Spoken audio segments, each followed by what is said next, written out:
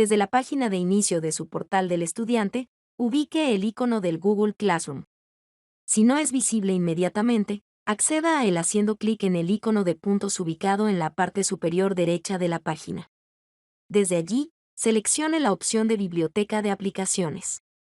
Desplácese hacia abajo hasta encontrar la etiqueta Google Classroom.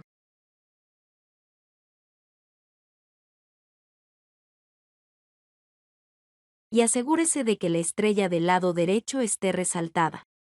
Al completar este paso, regrese a la página de inicio donde ahora encontrará el icono de Google Classroom incluido.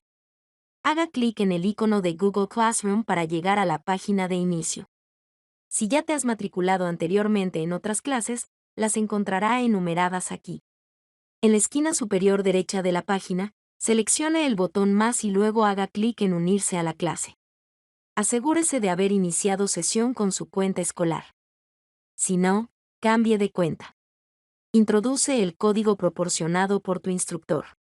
Y haga clic en Unirse en el lado derecho de la página.